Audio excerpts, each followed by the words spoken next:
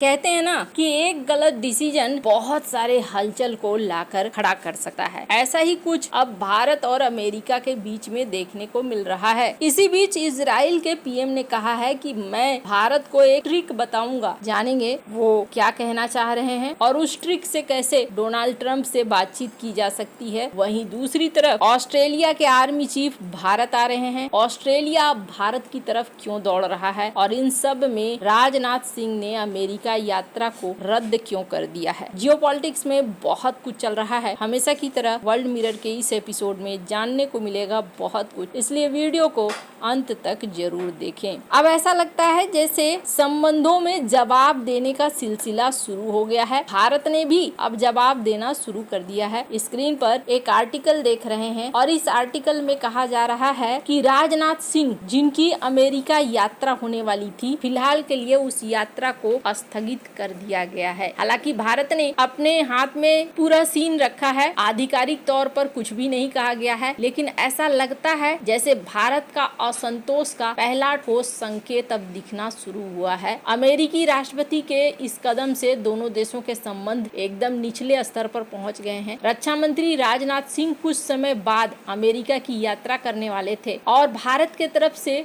कुछ डिफेंस खरीद की घोषणा होने वाली, लेकिन कहा जा रहा है कि वैसे तो कोई लिखित निर्देश नहीं दिया गया है, लेकिन संकेत मिलता है कि अब दिल्ली अभी स्थगित कर रही है, यानी कि आगे हमें हथियार लेना है नहीं लेना है वो हम सोच कर तय करेंगे। अगर सब कुछ सीन ठीक रहा तो फिर हम आगे बात बढ़ाएंगे, अगर ठीक नहीं रहा तो फिर मामले को अटका दिया जाएगा। ट्रंप ने 6 अगस्त को भारत द्वारा रूसी तेल खरीदने की सजा के तौर पर टैरिफ लगाया और फिर एडिशनल टैरिफ 50% हो गया और ये अभी तक अमेरिका के किसी भी व्यापारिक साझेदार के लिए सबसे ज्यादा है। ट्रंप का रुख भी अनिश्चित है कि वो क्या करेंगे। राष्ट्रपति ट्रंप का टैरिफ को लेकर अपना रुख बदलने का इतिहास रहा है। वहीं भारत ने कहा है कि वो अमेरिका के साथ एक्टिव तौर पर बातचीत कर रहा है। भारत के टैरिफ और द्विपक्षीय संबंधों का जो दिशा है एक बार साफ साफ दिखना शुरू हो जाएगा, तब फिर भारत उस हिसाब से आगे काम करेगा। लेकिन माना जा रहा है कि ये सब कुछ इतनी जल्दी नहीं होने वाला है। हालांकि भारत के रक्षा मंत्रालय ने भी चुप्पी साधी हुई है, पेंटागन की तरफ से भी चुप्पी है, यहाँ से कुछ निकलकर सामने नहीं आ रहा है। लेकिन ऐसा माना जा रहा है कि अब यहाँ पर भारत ने भी अपना असंतोष जाहिर करना शुरू कर दिया है। सबसे बड़ी चीज क्या है, ये जो हिंद महासागर का इलाका है ना, ये हिंद महासागर का इलाका सबसे पहले अमेरिका ने वियतनाम की लड़ाई लड़ी और वियतनाम की लड़ाई में अमेरिका को एक बात समझ में आ गई थी, बहुत हानि हुई थी, धन जन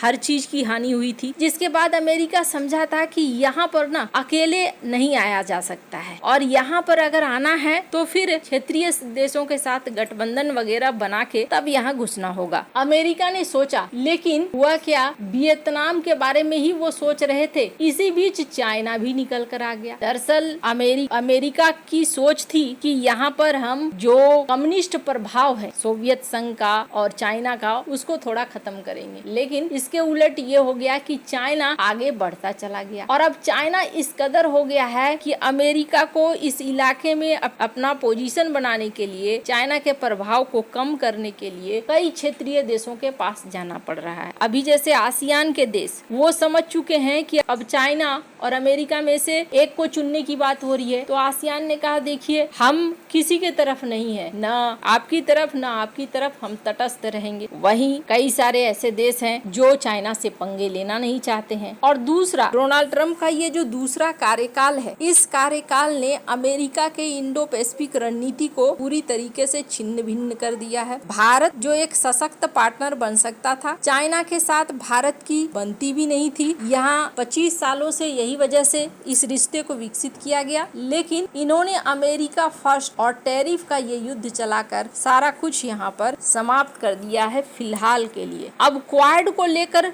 भविष्य भी समझ में नहीं आ रहा है और ये चीज ऑस्ट्रेलिया भी समझ रहा है। ऐसे में स्क्रीन पर एक आर्टिकल देखिए, ऑस्ट्रेलिया के जो आर्मी चीफ हैं वो भारत आ रहे हैं और यहाँ पर भारत के साथ वो बातचीत करेंगे और वो भी ऐसे समय में जब भारत और अमेरिका के बीच में टेंशन हो रहा है। ऑस्ट्रेलिया क्वाड का सदस्य देश है और वो चाहता है कि अब उसे भारत का साथ मिले। वैसे वैसे आपको बता दूं, अभी हाल फिलहाल में ऑस्ट्रेलिया के पीएम गए हुए थे चाइना भी, लेकिन चाइना के हाव भाव और तौर तरीके से ऑस्ट्रेलिया को एक चीज समझ में आ गई कि इंडो पैसिफिक इलाके में अब उसे नए साझेदार ढूंढने की जरूरत है और ऑस्ट्रेलिया अब एक बार फिर से भारत की तरफ आता हुआ दिख रहा है और यहाँ पर भारत में वो मुलाकात वगैरह करेंगे। जापान, ऑस्ट्रेलिया ये देश अब भारत की तरफ देख रहे हैं, फिलीपींस ये भी अब भारत की तरफ देख रहे हैं। एक तरीके से कहें तो उनका भी भरोसा अमेरिका के ऊपर से थोड़ा डगमगाता हुआ दिख रहा है। अब यहाँ पर इन सारी परिस्थितियों के बीच में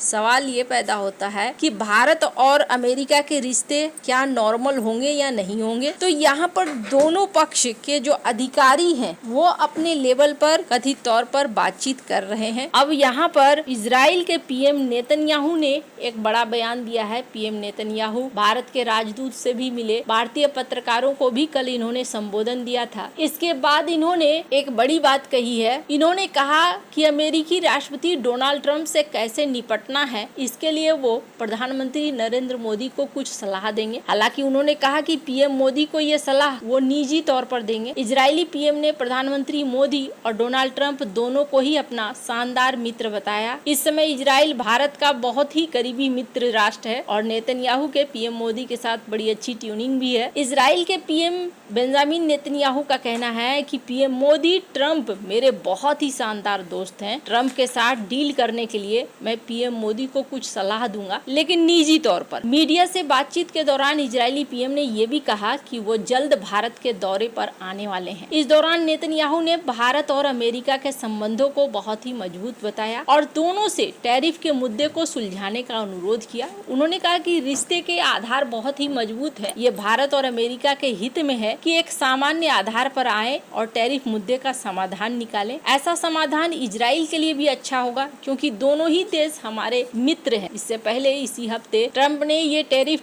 का खेल शुरू किया है और भारत ने इसे अनुचित, अन्यायपूर्ण, अविवेकपूर्ण कहा है। भारत ने ये भी साफ कर दिया है कि भारत अपने रुख को नहीं बदलने वाला है, चाहे पीएम मोदी को निजी कीमत क्यों न चुकानी पड़े, इसके लिए भी वो तैयार हैं। ये बातें वो कह रहे हैं। वैसे अब देखना होगा आगे सीन कैसे बदलता है। आपको क्या लगता है इन सब मामले में, आपकी क्या राय है, कमेंट कर जरूर बताएं। जल्द मिलते हैं अगले वीडियो में नई खबर के साथ।